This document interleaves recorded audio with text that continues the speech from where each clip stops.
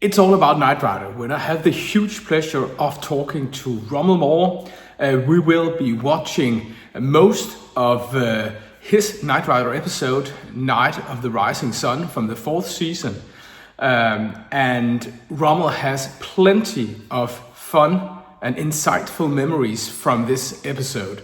So enjoy Rummel Mor, enjoy the ride.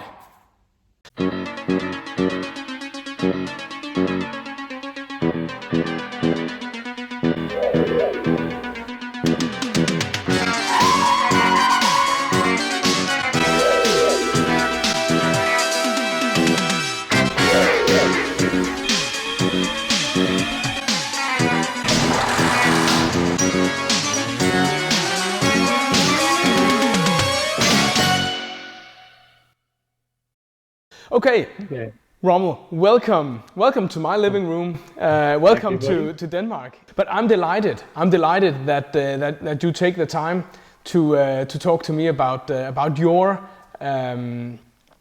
memories from Knight Rider.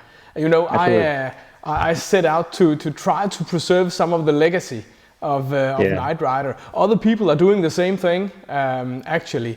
We have a couple of guys, Knight Rider historians, on their YouTube platform. This will eventually be published.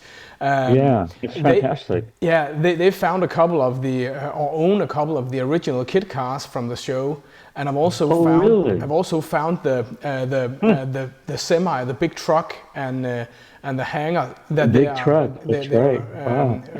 restoring at the moment. So we are, and a lot of people is in this hobby. I'll talk to you about that. First and foremost, I'm delighted. How old are you? I'm 49 years old. Wow. Yeah. So let's see. You were born in 1976. 76. Okay, so you're a little kid. Oh, so you were a little kid when this show started. I was like 25 or 26. Yeah. So were you watching it as a kid? I was. In Denmark, we weren't as lucky to have all 4 seasons. We had 12 episodes that aired on Danish national television back in the fall of 1986, and I was 10 years old at that time, and I was immediately intrigued by the show, and not least by the car. It was a big show. Here in the US especially.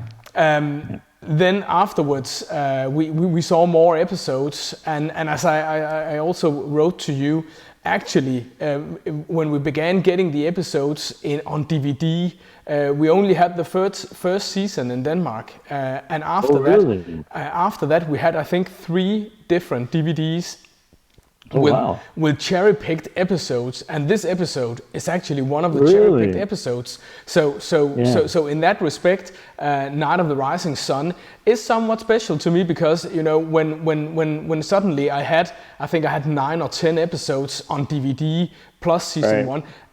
They had a whole lot more appeal than watching it on a video recorder, on a VHS tape. Absolutely. Absolutely. And you can watch it over and over again.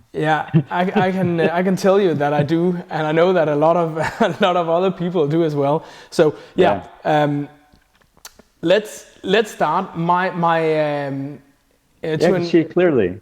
You can see on the big screen. Great. So it's Friday 11 o'clock in your place. It's Friday 8 p.m. here. Sure. So I'm just delighted that when I approach actors from the show, if they give me a time slot that is not in the middle of the night here in Europe. I looked at it. I thought 11 would be perfect. Okay, Rummel. This is the episode, Night of the Rising Sun, your Knight Rider episode. It's all rolling on the screen behind me, so I have lots of questions to you regarding your memories on Knight Rider. First of all, I would like to talk to you about where you were in your career, in your life, when you landed the role as Coy O'Brien in Night of the Rising Sun? Okay. So I was at an undergrad at USC, University of Southern California, pre-law. And my acting just started just accidentally. They wanted some extras for a movie called Enola Gay, The Man, the Mission, the Bomb. It was the atom bomb, right? And so I went in for an extra role. And then all of a sudden they gave me the script. And I had done some acting in high school, but they gave me a script. They had me come back later and asked them why. Oh, nice! That's a nice movie. I'd like to be an extra in this movie. He said, no, we want you to have a small part in the movie. I said, oh. And then said, do you think they had braces in 1945 Japan? Because I wore braces. And I said, I have no idea. And he said, well, when do your braces come out? And I said, well, are you hired me for the co-star? He said, yeah. I said, when do you start filming? And he said, next week. I said, the braces are coming out tomorrow. So that's how my acting started at, doing undergrad at USC. And then from there was, so Enola Gay was a miniseries, and then from there I went to Fantasy Island, and then MASH, which I was the co-star in. Yeah. And then soon after that, Magnum PI, and then The Knight Rider came. So I was still in school the whole time, and right about Knight Rider, which is 26, I already started law school. And by then I had all these careers going. So I was in law school, and thanks to Knight Rider and all that television work, helped pay for my schooling and my mortgage. I had a mortgage at that time. So so that's where I was. So I was in law school, and I was doing Hollywood, and then. And back then, if you're a co-star or a guest star on a TV show, they put you in a celebrity, what they call a guest star trailer. It's very posh, but the problem is they lock you in there. Not necessarily lock you, but you can't leave. And the reason for that is so that anytime your scene was ready, the assistant director can know exactly where you are. Because they have a second team, someone that's my height, my hair color, doing the lights and the setting and the setup. And then once that's ready, they can go to my trailer and say, first team up, and then we're there. But the reason I bring that up is because I was in my trailer for all these things that I did on television and movies. I had all my books with me, and I did all my homework with me, and I got stellar grades because of that. Later on, we'll talk about the fact that I didn't get a chance to fall in love with directing until just recently. But so that's how it kind of got started. So that's what was happening in my life. School, law school, movies and television, and some theater on Broadway. And it's a very exciting time. And you're 10 years old. we're gonna use the Hollywood magic here and fast forward to your first scene here. Your first scene is coming up. I don't know if you remember it. Oh, yes, I do. Yeah, if this was the first scene that you shot also. Yeah. Okay. Well, you've done your homework. How did you prepare? Were you nervous? By then, I had already, guest starred and did a lot of television work, so I wasn't nervous at all. And also, David Hasselhoff and I had the same manager, and she was Joyce Selznick, and she was Selznick's sister, but she was a big casting director and talent manager here. So David and I had the same person. So as soon as I hit the set, David and I would be talking about Joyce Selznick, who was both our manager, and he's a wonderful guy. David is fantastic. You become really easy. And since I've done a lot of these, back there I was the nice-looking kid who always got in trouble or got kidnapped, or like in this case got kidnapped, or got with the wrong gang, or it's that kind of story. Okay. And so a lot of the stunt people, a lot of the extras I worked with in Big Trouble in Little China. Manimal, which is also a series. So a lot of the extras, other people I already knew. Here with the baseball bat, I was a gymnast in school, so I didn't know anything about baseball. I love the LA Dodgers, but so they actually had to take me over and teach me in the studio a lot how to swing the bat properly and how to catch a baseball with the glove. And it was fantastic because my dad never did any of that with me. So if I was nervous about anything, it was the fact that I would be a realistic baseball kid. Yeah. Like here at the back, you see me playing ball with someone. Yeah. Just is that actually you? I thought about that. Is that actually you? Let's see. I don't remember that. So that was that guy's catching it really well. So that wasn't me. Nice to use that as a benchmark. You'll see later on in the scene. I'll tell you exactly where it was that they really had to throw me. I had to pitch a ball. Yeah. In tennis, I had a perfect. In tennis in high school, I knew how to do a perfect curved serve. But in baseball, I didn't know it from basketball. Okay. And so that was kind of funny. So that was the only thing I was nervous about. The acting, and of course, with David, who I knew, and a lot of the actors as well. Yeah, it was a very fun shoot. Very fun shoot. Fantastic. Okay, we're gonna fast forward again to our next scene, and from then we're gonna watch the rest of the episode while we talk. So yeah, here we are. We're at the factory. Do you remember if this was on a set or on a location? Exactly right. Actually, I had a yacht. This was taken in the marina, the San Pedro port in LA, and I had a yacht in the marina, which is just like a quarter mile away from where we were shooting. So that morning, actually, I stayed on my boat, and then I appeared for this because people forget that your makeup call is like 5 a.m. in the morning. Yeah. And so I didn't want to get stuck in LA traffic and go all the way to the marina. And my sailboat was there. So I got in there and it was very cool. I remember that location very well, actually. That was a real working loading dock. So there were a lot of dock workers. I think it was my adopted dad was an industrialist. So it was, I remember very carefully, yeah. Okay, now you're in KITT, and of course that has a lot of attention for Knight Rider fans all over the world. How was it? Do you remember how it was filming in KITT? Do you remember some of the different cars? Yes. Just so you do know there are several kits, right? There's a kit for the interior shots, like this one you're seeing right now. Yeah. And there's a kit for the exterior shots, which is actually a bit roomier than the regular stock of that car. Yeah. Because David is pretty tall. He's pretty big. Yeah. And so him, jumping in and out of the car took some doing. If it was a regular stock car, he would, it would take him a lot to get in. Yeah. And then there would be no room for the camera. So that kit that we were in actually was had a bit more space so they can get the camera in for those close-ups we were at. I'm pretty sure we were on a truck bed. Yeah, yeah. We didn't have green screen back then, and so it had like a whole team around the truck bed as we were driving through, your scenes, and so all of that scene behind us was it wasn't special effects. It really was the harbor scene or the industrial scene in the back, because the jarring is different when you're in a bed as opposed to a car.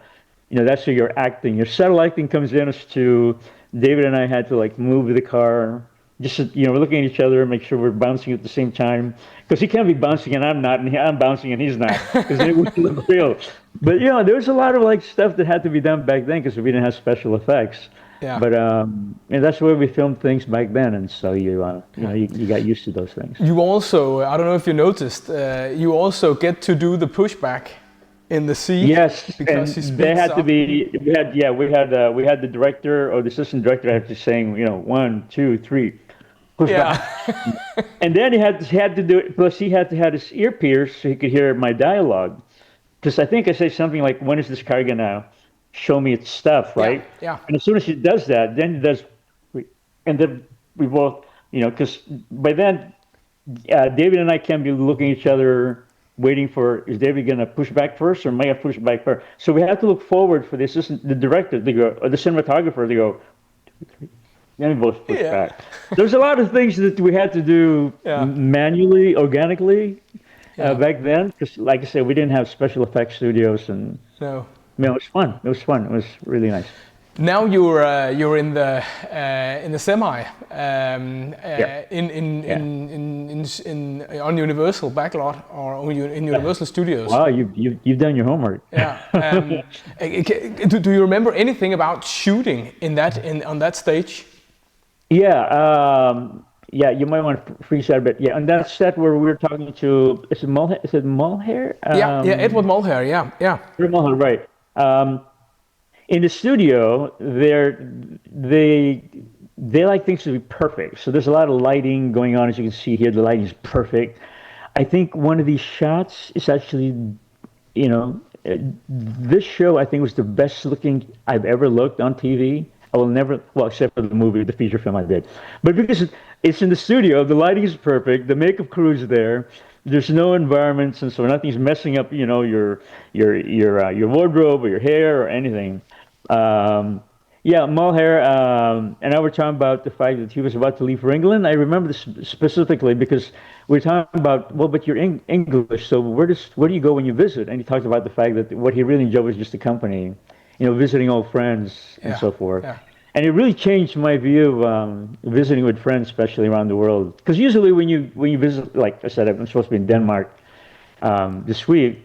I've got friends who are coming down from Oslo and friends in Holland. And usually you're there, you're doing tourist stuff. And I remember that was very pivotal in my point of view, meaning spending more time with friends and just hanging out to where rather than doing tourist stuff.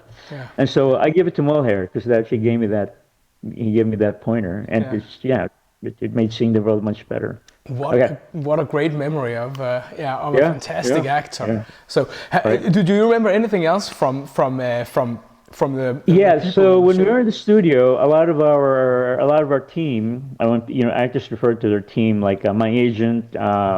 What's her name? The actress's name was Patricia McPherson. Yeah, Patricia. Her manager was there. George Selznick, who was mine, and David Hasselhoff's manager were there. So in those cases, it's easier to invite people over so they can see your work. And of course, it's exciting for people to get a pass to Universal Studios and get in. So it was a busy set. Unlike the one outside in the industrial complex during that car scene, everyone who was there was working. Yeah. In the studio, 30% of the people who are on the set aren't working. They're there just to observe and have fun and have your friends make fun of you.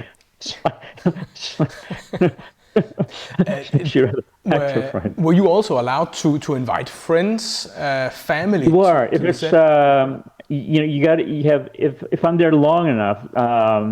And the thing is, because I was so busy guest starring from different television shows, and at that time I was doing movies, I never know, they'll say you have a call Monday morning, we're doing that interior shot Monday morning, and then Sunday night you'll get a call, oh, we went over Friday, and so your shot is going to be Tuesday or Wednesday, and if you told your friends to take time off from work, say, yeah, go back to work on Monday, we're not going to be there. So okay. Yes, the answer is yes, you're allowed to bring your friends, just a couple, but you never know your actual schedule is, that's the problem. Yeah, of course. How was that? On Knight Rider, do you remember, were there a lot of rewrites and changes in the timetable?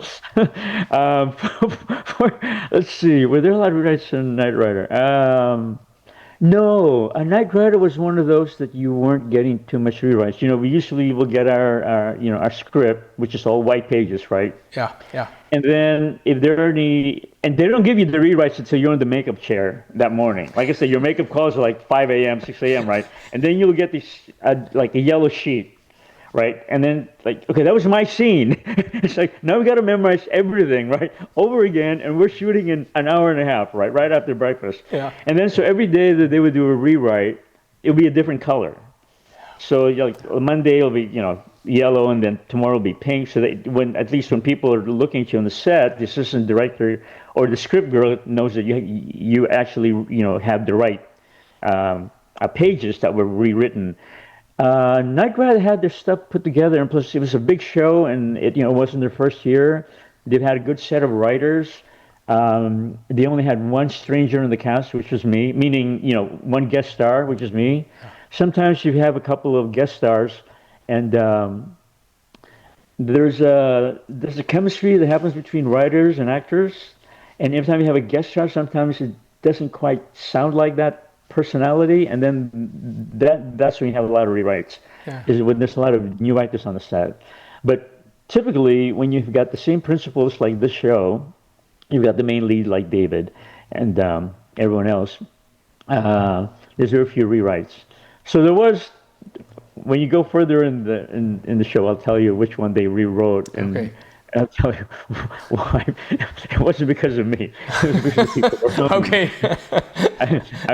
I guess that is a good thing. Yeah, exactly. It's like, because once I spent the night, people think it's really glamorous, right? Remember, I was in law school, so I had my homework from school, right? And so I would stay up, until like midnight memorizing my lines for the next show, and then all of a sudden, so I didn't like getting rewrites because great, you know what? I was going to study for tomorrow's exam, not memorizing this line, but.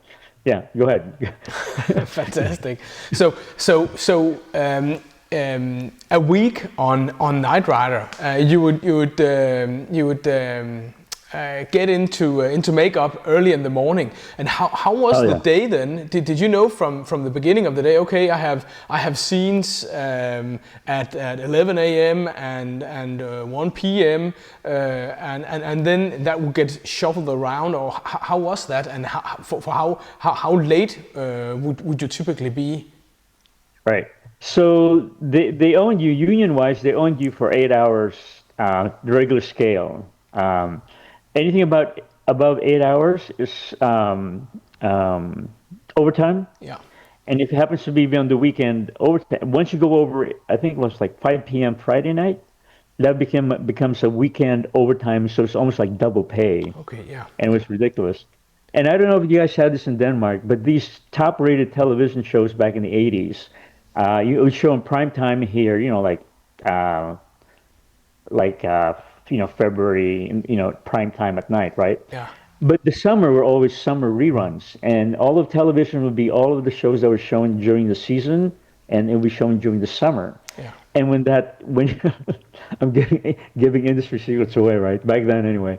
So when they reshowed the Knight Rider in the summer for the summer rerun on TV, national TV again, you got paid again, over again. Yeah. So I didn't know this when I first started, but by the time I did Knight Rider, I knew this, that whatever you signed off on the contract, you knew it was going to be double if it was a hit show, because they would rerun it during the summer. Okay. So I don't know if you guys did that the first season in Denmark, where you guys got to see it again in the summer. Yeah, no, we didn't. In Denmark, we had 12 episodes only, and that was from season 1 in '86. For the year. And then the show ran in 1993. For the first time, all 90 episodes. So yeah. So and we have had reruns, but it's not been. And when the show was on the air here, it wasn't once a week. It was maybe 2 or 3 days a week. So yeah. Okay. So the answer to your question is they try to keep you within the 8 hours. And that 8 hours, of course, depends on when they brought you on the set. If they brought you on the set at noon, then, they can work you until 8 p.m. Yeah. So that kind of thing. Yeah. So let's see. In the first harbor scene, in the industrial scene, that was daytime with KITT the car. That was filmed in the daytime, so that was a perfect day. I was out of there by 5 p.m. Yeah. And I got to my sailboat, and there was enough light, and so I went out to sea for a while. I memorized my C's for the next day and studied for law school.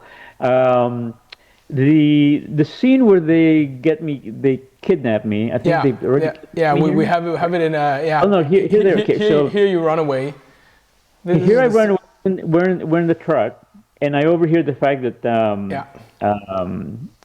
David Hasselhoff has been taken hostage, right? Yeah, exactly. And so I hear this, and they're trying to protect me. Yeah. And my scene is to jump out of the truck. After I hear this, I hear, okay, well then, this guy Tanika wants me, the prince of whatever gang.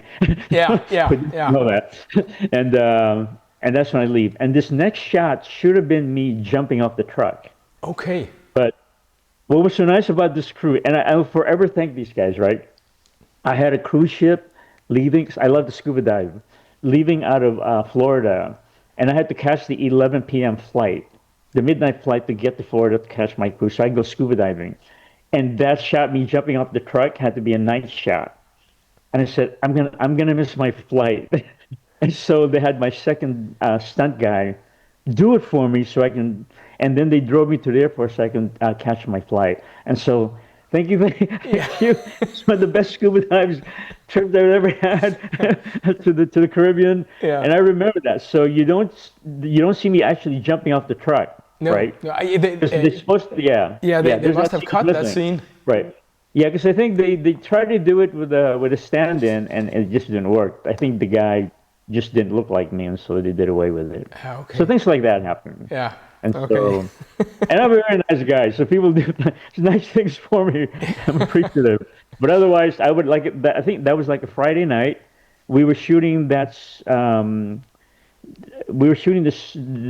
in the castle where David was being held captive. Yeah. And there's a great backstory regarding that castle. And so we were there shooting that, and they said, "Oh, by the way, you got to jump off the truck down the road, down the street from here where you're seeing it." And I said, "That's great. What time?" You said that we're going to shoot it, when it's darker. I said, "Ooh, you didn't tell me that." And I'm flying out of LAX at 11 p.m. So make this work. So you're in All this right. scene as well. Yes. Do you remember? Oh yeah. Yeah.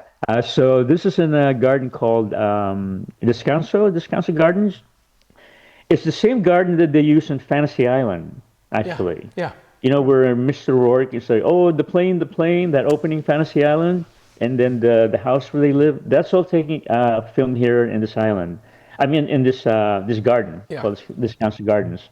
So, as a guest star, they supply all your wardrobe and multiple versions of it so that in case makeup or you get it messed up.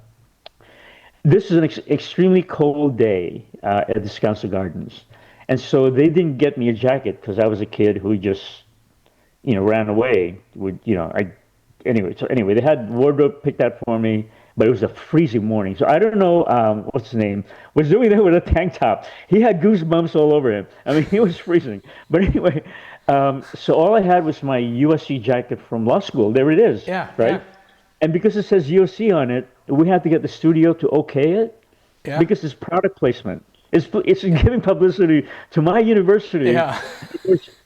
USC never gave me credit to say thank you or anything, and I got usually bunch of like cheap bastards like so. Yeah, so there we are, and I'm wearing USC's jacket right the whole time, right? And you're not supposed to do that, but it's the only thing I had that was going to keep me warm. And so yeah, it wasn't part of the original wardrobe, right? Because what I jumped out of the truck with was that shirt I was wearing, but no jacket. Okay. But I needed a jacket because I was freezing. Yeah. And so this Universal said, "Okay, fine. We okayed it with USC. You can wear it." I said, "That's great," because Oh, by the way, nobody in law school knew for a while. Nobody in law school knew that I was an actor. Okay. Because you didn't want your law school professors to know that I'm here in law school because I think it'd be fun. Because they think it seriously. Yeah. And But of course now, once everyone found out I'm on television, it went crazy. Now all of a sudden I was the actor who just wanted to be in law school just for the fun of it. But that's fine. Then all the pressure wore off of me. Okay, so here we are. So these guys. So this master that you see in front of them, this judo master, actually is he's the older brother of two brothers, the Saitos, that I've worked with before. His younger brother was with me in Enola Gay, the first picture. The guy who kidnaps me, James. Let's see, he's my kidnapper here. He was also in Manimal. He was my kidnapper there too. He was like the bad gang lord. So we've worked together many times, and so and because there he is, right? So when you work with people so many times, and especially with David in the cast, right? After a couple of days, you just have so much fun. And you have a lot of jokes coming through. And with him here, when he gets really angry, I think we escape. Right there, I am escaping my USC jacket. Right. Let me see here. Okay, you want to freeze this real quick. Okay, so remember I told you I don't do baseball. Yeah. So the big thing is like this kid Coy O'Brien is supposed to be this baseball whiz, right? So pitching. Remember, I live in LA. This is Dodgers country, right? So I had to get it right. So pitching the ball. So the guy's after me, and I have to pitch in the ball and hit him on the head, right? And it had to be done very carefully. It took hours of rehearsals to get this ball right, and I still got it wrong because when I did it first and it was perfect, I freaking hit the guy on the head. I literally hit the actor on the head, and so it freaked me out that you can hurt someone with this baseball. Yeah. So they said, okay, let's take it again. So I took it again, and this time I curved my arm away from the guy so I wouldn't hit him. And of course, it was the wrong pitch. It was an overhand pitch rather than a straight. Anyway, I'm not a baseball guy, but the first shot was perfect. They didn't use it. They used the one that I pitched so that I wouldn't hit the actor. And so I don't get it. Like the fact, they cared that the fact that it didn't hit the actor, the other actor, not me. So that was like probably the most nervous thing I had to do on this shot. And oh, that's right. I had to jump in that car while it was moving. Right. That took a lot of. I was thinking about if that was you or if that was a stunt. That was me. That's you. Okay, we'll just see it coming up now. Yeah. So right. First, Michael and RC. There you go. We're chasing. Coming in, and immediately after that, I think you throw the ball, and yeah, there you go. There I am. And yeah. There he is. Pitch of a lifetime. There you go. There, it's like fantastic. See, it's that because of that shot of him, the shot of the actor that I hit, right? You freeze it. The shot, if you freeze it right here, good. Because they need to get the shot of the actor getting hit, right? So that ball went high up, so it wouldn't hurt him. Yeah. Because my original pitch was straight on, so it went dart straight for him, and it hit him. And so like you couldn't we didn't have special effects back then. You couldn't digitize it. So the guy actually got hurt. And you want him to get hurt, but you didn't want him to get hurt that badly. This is prime time. Yeah. A bunch of you 10-year-olds like yourself were watching this sucker, right? Yeah. This guy went, ow, and did expletives. I think he said fuck so many times, and I thought, oh my God, I hurt the guy. That was gonna get sued. All right, so two things here, right? So in the industrial shot, George, at the end of the movie, is driving away, and David is chasing him. Yeah. So George actually has some stuntman background. Okay. So he actually, this actor we're looking at right now, actually did his own driving. When he was done doing his driving with the stuntman driving KITT, chasing him, in the harbor scene, before the oil explosions. Yeah. Suddenly things got quiet. I was standing by the director, and things got very quiet. And the assistant director and director, through the walkie-talkie back then, right, were getting yelled at by the studio because they had used George as a stuntman. And back then, you can't use an on-camera actor as a stuntman because if they get hurt, there goes 2 weeks worth of film, right? So what they did was really bad, right?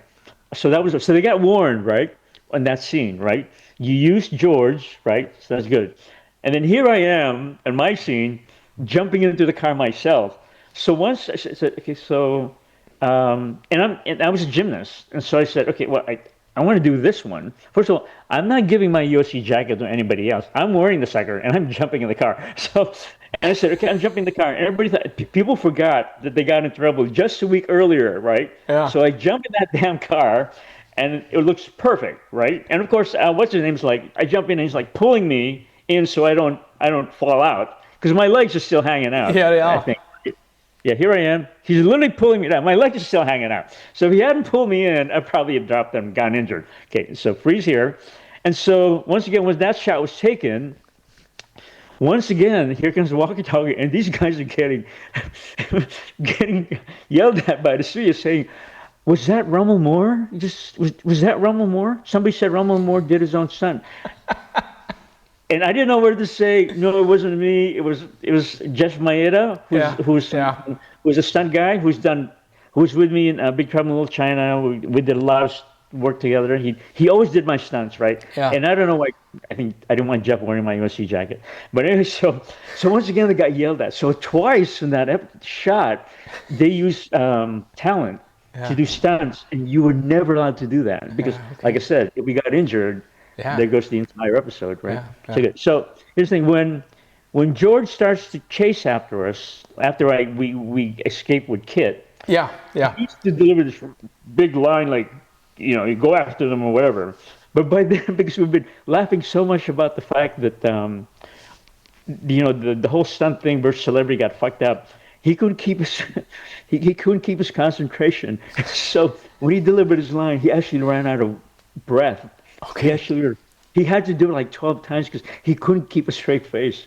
He's supposed to look really mean and angry. But it was that kind of a set. It was a fun set. Okay, where are we at? That's nice. Oh, before we move on, let me tell you something real quick. And your fans are gonna love this. If you go back to any of the castle shots where we were taking, when we were at the castle, that castle is was owned by the Catholic Church, the Archdiocese here. I live here in the Hollywood Hills, right next to the Hollywood sign. The Hollywood sign is across the street from me. And that castle was owned by the Archdiocese. It was a retirement place for nuns. All right. So there were all these nuns there in that castle. And then years later, Katy Perry, just before COVID, wanted to buy that castle. Here in Los Feliz. And it got embroiled in a lawsuit and so forth. But that castle is very famous. So you can tell your fans that people don't know that that's where we filmed that thing. I was surrounded by nuns who all love David Hasselhoff. I mean, think about these nuns, right? All surrounding David Hasselhoff because they too are watching Knight Rider. I mean, they can watch TV. Just because they're cloistered doesn't mean they can. So they were like all around him. And if you can see, there's fans and then there's nuns who are fans, and it was funny. I just wish I had a cell phone back then. It was fantastic. So but that castle was the castle that Katy Perry finally decided that it was too much trouble to buy for her. But that's where we are. Okay. What did you think of because Knight Rider was a very established hit show here towards the end of season 4. What did you think of getting the role as Coy O'Brien in Knight Rider? It was everybody. Okay, Knight Rider I watched, so I love getting the part. As opposed to Magnum PI, there were these like #1 shows. There's Knight Rider and Magnum PI, right? And I never saw Magnum PI. I mean, I love cars. I would look at I looked at KITT because I like cars, and I looked at Ferrari, Magnum PI, but I never watched the shows because, like I said, I was in law school, I was studying, right? But because it was David, and like I said, we had the same manager, and I loved Mulder, and I loved the cast, so I watched a bit of it. So it was very, very exciting, and I loved the idea of KITT, the robotic car, and I love the idea of the fact that there's this American industrialist who adopted a kid. I just love the whole storytelling. When I got the script, I told the agency, I said, try to get me in.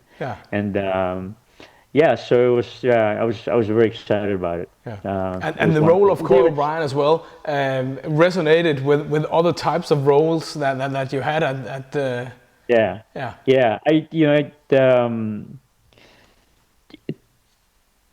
I had played every Asian possibly you possibly imagine with different accents. I grew up in California, so this is my accent. But with Coy O'Brien, it was like, you play this adopted Asian kid, but he grew up here in the U.S., so you don't have to do an accent. I said, okay, thank you. Because every time I had to do an accent, it was like, I got to learn that one. It's like, I wanted to make sure it was right. So. It was a lot of fun. Plus, it was shooting here in LA, so I didn't have to travel, and I can, and stay in school, and it was great. And he was a huge star. David Hasselhoff was a big star, and all these people that I work with, everybody saw it. Everybody saw it. I mean, the phone was ringing while I was trying to watch it. Here in the U.S., we have 3 time zones, so my friends and relatives in New York were picking up the phone. You're on, and what are you doing? What's going to happen next? I'm going, okay, I haven't seen it. You're 3 hours ahead of me, so don't spoil it for me, because we never know. Unlike now, where we got digital and video, we never know what final cuts would make it, right? Of course. Which one of our scenes until we actually, you have your dailies, you get to see your shots to the end of the day in the studio, right? But then we don't know if those shots are actually going to make it. No. So that final real broadcast was always like, like taking celluloid film with your camera, right? You never know it's going to come out. It was kind of exciting. Yeah, it was very nice. It was quite an honor. Yeah. It was a fun. Here towards the end of the show, there's a lot of action scenes. There's a lot of action. How much of that did you see? Yeah, I was there. So now I've taken my last civil rights case as a lawyer, but that means the case had a couple more years to go on their own. But now I'm directing movies. I said, so earlier, like I said, they always kept me in a trailer, whatever show I was doing. It's a very plush trailer, but it was still. But I couldn't walk around the studio because they needed to find me when the set is hot. If I had been allowed to walk around the studio earlier back then, I think I would have become a movie director earlier, and I would have seen that side of the camera. Yeah. But I wasn't.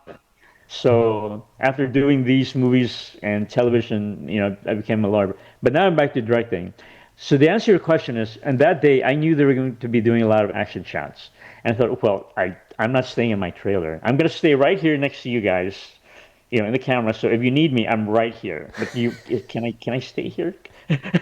And so that shot, I was there. And that's why I saw George doing his own stunt, driving his own car when David was chasing him. And we didn't have any special effects. So those explosions were real. I mean, you didn't do an explosion and then cut green screen it to one like you do now with the special effects. When that explosion occurred, there was an explosion expert on the set. And I wanted to see all of this, that car scene and everything. And it was, you could feel the heat when the second team was taking, those explosive shots big time. So it was a very exciting day to be there with no scenes on my part, right? Because I wasn't there. I was told to go away. And but I was one of the first times I was allowed to experience, except for Big Trouble in Little China. John Carpenter allowed me to stand right next to him so I can watch this. And it was fun. It was like, it's a lot of work on that film. Big day.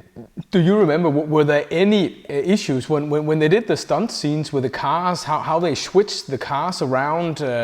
So they switched the cars around because they would cut it. And back then, a lot of the, when they switched the cars around, they had to be very careful in the editing post in the studio. Because, like I said, they couldn't digitize the film to fit whatever cuts they were. So they had people there actually. I don't know what they were called. They were actually look at the angles. They had a video. A very, old kind of video there on the camera. So while it's filming, the director can see his monitor, and so along with that, there's someone looking at the angles. And they can look at the angles to make sure that the cars would match when they switched it. But as we said earlier, where David is chasing George in the shot, that should not have been George driving because he was talent. It should have been a stuntman. Yeah, so that was going on. And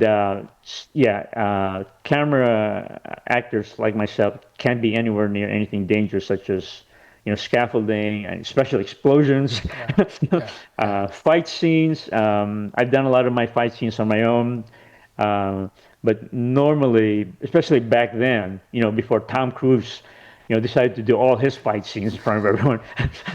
Celebrities, actors for now, Tom can demand that he can do his own fight scenes, but actors, the rest of us who aren't Tom Cruise, have to obey what the studio says, and the studio says we're not gonna risk, destroying the scene or the day shoot just because you got punched in the face and we got a black eye. So that kind of thing.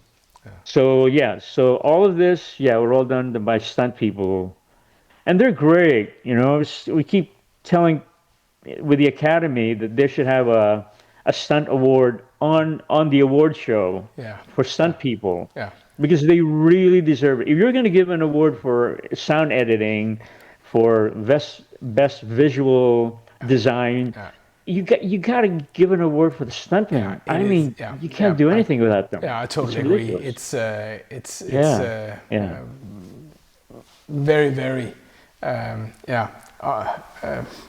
very difficult to imagine why it hasn't happened yet. It needs to happen, and it needs not only does it need to happen as an award, but it needs to happen, and they need to be on the program, the Oscars, so that the world can see them who they are. Yeah, exactly. They really they deserve it. They deserve. Oh my God! All the stunts people have done for me. It's ridiculous. So have you any other? I think it's great memories. Have you any other memories, funny stories of Edward or David or Patricia from the show that you remember? Or was Patricia was incredibly. Patricia was prettier. Anyway, and sometimes you don't say this with your fellow actors, right? Because it's never a win-win situation. If you tell a fellow actor that, hey, you're better looking in person, then they get all frustrated. But I don't look pretty on TV. What are you trying to say? I said no. I said, so you can't get away. So back then I stopped. I think Patricia was the last person I said that to. Because of that, because I told her, you're so much prettier in person, right? And she said, well, why? I don't look. Okay, you know what? I'm never saying that again. But she really is so beautiful. And back then everybody had big hair. The women had all big hair. The women all had Farrah Fawcett hair. And I remember, I remember I sat on the makeup. My call was like 6 a.m. on the makeup on one morning. And I looked at her, they were doing her hair and makeup. And I looked at her, and I was done after like half an hour. And they said, okay, I'll see you on the set. I said, what time are you on? Hot on the set? She said, a couple more hours. I said, a couple more hours. I said, what time did you get here? I said, I was here an hour ago. I said, how long does your makeup take? And it's all the hair. It's all the hair. And like I said, and she's very beautiful. And I'm wondering, what do you have to do to her? She can walk on the camera and it'll look perfect. But the studios have their own standards. And I just felt so sorry for her that she had to be there, so much longer because she was a girl. And us guys was like, okay, put the basic on, and we're good. Yeah, you're done. We're done. But she's one of those really pretty actresses that wasn't aware of how pretty she really was, and certainly, no attitude. There was no attitude in that set at all, which made it a lot of fun, which is really fantastic. I think this is probably the scene where George drives the car. Right. Yeah. So it's we're coming to the end of the show now. You're in this very fine and very US portrayed ending scene also. So I don't know if you saw this. That one I didn't see in the water. They shot this with me. That could have been we have several. A second team means a second team of cameramen and assistant directors. But if it's a close-up scene, I'm sure that our director was there. So that would have been an okay with George coming out of the car. But directing his own car was. That's right. Okay, so here, please frame this. Talking today. Stop this one here for a while. Okay, back in the '80s, all Americans loved the flag. I've got I live in the Hollywood Hills. Like I said, I've got the tallest flagpole next to the Hollywood Bowl right now. I mean, the Hollywood sign right now. And I'm flying the Ukrainian flag because of the war in the Ukraine. And I'm going to fly that sucker until this war is over. And it's huge. Every time the flag wears out, I order a bigger one on Amazon. But anyway, so back in the 80s, every American, honored the American flag. It's only lately that all of a sudden that conservative wing of our country thinks that they own it, which is ridiculous. So back then, everybody felt good about this scene, about Made in America. And back then, remember, it was Tanaka was the evil guy. But because back in the 80s, the number one concern in this country was the Japanese buying everything. right? Yeah. And so that's why Tanaka had to be Japanese. It could have been a Korean or a Chinese warlord, but they wanted to be Japanese because there was a lot of anti-Japanese capitalist sentiment, not anti-Japanese people. But so that's why they needed that American flag at the end to say that made in America. We're gonna make sure the Japanese don't buy the United States. Yeah. Okay. Now, of course, the Chinese are buying everything, so it's kind of ridiculous. Yeah. Had this been done today, he would have definitely been Chinese instead. Yeah, exactly, right? Yeah. So I just wanted to make sure that when people see this scene, especially today, it's not a MAGA, it's not a right-wing fascist flag scene. Back in the 80s, it was more an answer to, let's make things in America so that the Japanese don't own us. Yeah. Had nothing to do with the Chinese, had nothing to do with the conservatism. And this is, 1980s. You're talking 30 years ago. Yeah, right? and this was at a point in time where the Japanese were just bulldozing ahead with an booming economy. Exactly. Yeah. Remember the 80s? The Japanese were the booming economy in the 80s, and they were buying every real estate. And aside from being in law school, on my weekends I had a real estate license, so I was selling, and that's how I got my first mortgage at 18. I bought my first property at 18 because my parents were. And so so back then we were very aware of the fact that a lot of real estate was being bought by the Japanese. Yeah. But that's the reason for this flag, and everybody felt good about it because it was like, it wasn't anti-liberalism or anti-anything else.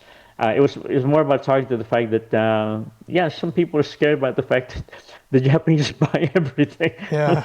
But it was a healthy scare, unlike today. Today's crazy. Yeah. I think, and you also see a lot of US movies where you got the Star Spangled Banner as part of the very end of the movies. So the American flag had no fascist innuendos or no nationalist innuendos then. It was just a feel-good moment. Yeah. And oh wow! Look at that shirt. Anyway, look at my hair. Well, you haven't changed that much when we take into consideration that this is almost 40 years ago. I'm celebrating my 61st birthday next month. Yeah. It's amazing. Right. I remember looking at this shirt and going, really? And she said, the producer wanted you to wear a red, white, and blue shirt to go with the flag. I said, okay, this shirt is fine. This shirt is fine. I'm good with the shirt. I don't want to be part of the flag. So we're good. Fantastic. Yeah. Rummel, let's hear a bit about what you've been doing since Knight Rider. Okay, so since Knight Rider, did Big Trouble in Little China, and I don't know what order this is in. Big Trouble in Little China, and I got 3 dozen other television work. They sent me out to Broadway. I was the original cast for M. Butterfly. It was the Broadway play that won the Tonys, but then my bar exam, after you graduate from law school, it doesn't mean anything until you pass the bar exam. Yeah. And so M. Butterfly decided to move the date up to when I'm supposed to, the opening night, when I'm supposed to do the bar exam. And I wasn't going to take the bar exam twice. And I thought this is a fun play, but we'll see. It was with John Lithgow, and it was fun working with. So I wasn't in the original cast, so that was the Broadway part. Then you had the Big Trouble in Little China with John Carpenter, and then by then I did kept doing television stuff. And dedicated my life to doing civil rights, which I really, really enjoyed. But now, recently, in the last 5 years, I thought, my problem. By the way, my problem after doing these shows, once I turned in my 30s, was that it was hard for them to cast me because I still look young. Yeah. There's this term in Hollywood called you're a tweener, meaning you're in between looking like a young kid, but too young to play a father or a boyfriend or a senior college kid. So while I was going through that, I thought, well, then I'm going to do trial work and make money that way until I'm old enough. So in my view, when I'm old enough, I can play Yul Brynner parts, from The King and I or something like that. Or I would love, years from now, I would love to play the real Yoda I would love to play Yoda, the real Yoda, my part, and I know I can do it. By the way, my next door neighbor is Gareth Edwards, who just finished Jurassic Park, Right, yeah. and also did Creator, and also did Rogue One, Star Wars. So he's right next door. So, but I did direct my first feature film. It's releasing this year. It's called Sparkling Sea, SEA. If you just Google it, Sparkling Sea 2025 trailer, you'll see my first directorial and, going back into acting. And so beginning in November, there's 3 movies, 3 feature films, and then 1 stage musical, and I can't talk about any of them. So I'm actually, now that I'm retiring from law, I'm going to go back into full-time acting. Now that I look semi-older, I can play dad. Yeah, the time has been your friend. Fantastic, my friend, exactly. So I got 3 feature films coming out. But the Sparkling Sea, the movie 2025 will be released at the end of this year. So you Google it, you can see the trailer right away. So there we are. Great. So to end this conversation / commentary, it's been wonderful hearing all your memories and fun stories from Night of the Rising Sun. Did you know that Knight Rider still resonates like it does? I was just a couple of weeks ago. I was in Atlanta to a Knight Rider event. Right. With people from cast and crew, and a lot of people are building their own kit replicas. I have a kit replica in my garage as well. Really? Yeah. You owe me a photo, buddy. You owe me a video of that guy. I restore my own cars. Okay, you do? Oh my God, yeah. I've got a Lotus Esprit. Yeah. 89 Lotus Esprit. I got an 86 Rolls Royce, a Silver Spur. I've got a 1989 Mercedes 560 SL. You and I have to take photos. Oh, thank you. I will send you photos. Maybe we can another day we can do a small video where I present kits. That'd be great. I would love that. So even now, so your question is, whether I was aware of how big Knight Rider is. So even now, I will have my grand nieces and nephews, and they will look at me like during a reunion or party, or I will get a phone call and say, "Hey, blah blah blah is watching Knight Rider," and I said, "Can you come to their birthday party?" Yeah. I said, "What?" I said, "How old are these kids? Why aren't they watching? I don't know, new Disney stuff?" You're like, no, they love this show. Yeah. It's something, I think because Kit the car became a real person. Yeah. And kids love that. That's why Toy Story, is so popular still with kids, right? Yeah. And Kit, the car Kit, kids just love them. Well, adults like yourself and myself love it. Anytime you bring humanity into machines or a robot, it's wonderful. And it kind of prepares us for the future, right? I mean, we're going to have helper bots. Probably next year. Yeah. We already have self-driving cars. Exactly. So before you bring humanity into these machines, I think it's better for everyone. And it's So the short answer to your question did I become aware of the fact of how big the Knight Rider is? Yes, because since I did Knight Rider, I have continuously gotten calls from not just friends, kids, and relatives, but strangers tracking me down because I'm on. You can Google my address. me included. Right, like you did. You found me right away, right? And only if there's a conflict, time conflict, I'll say no. But there's nothing like kids. It's not like kids and fans. Yeah, if I'd known about this Atlanta thing, I would have, Although you were there, it must have been really humid. That's quite a... Yeah, it was. It's always hot in Atlanta in July. Yeah. Atlanta, yeah.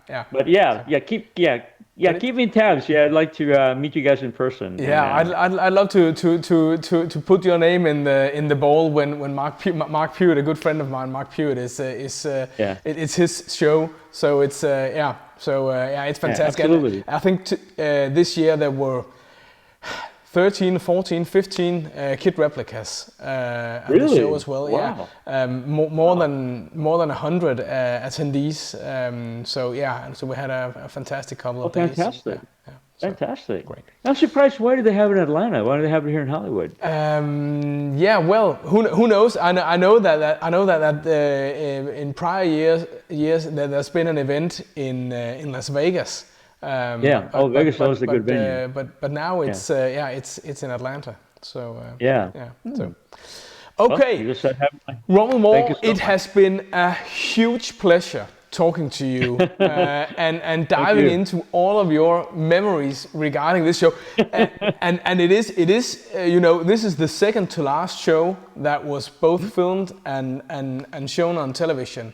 After that, the show was cancelled. So wow. So you made sure that Knight Rider went out with a bang. Oh, thank you. In a good way. It's interesting, but just so you know, and the second answer to your question, do I know it's still a big show, is that I still get residual checks from the Knight Rider. Yeah. So it's constantly showing around the world. Yeah. That much I know. Yeah. So Jacob, thank you so much. It was a wonderful morning. Fantastic. Yeah. Okay. You have a great day in the US. You too. Okay. You guys take care over there in Denmark. Yeah.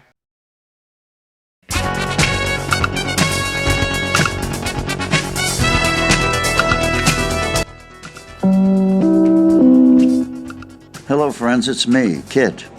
When I'm not out fighting crime, I like to follow my friends at knightriderhistorians.com. Check it out.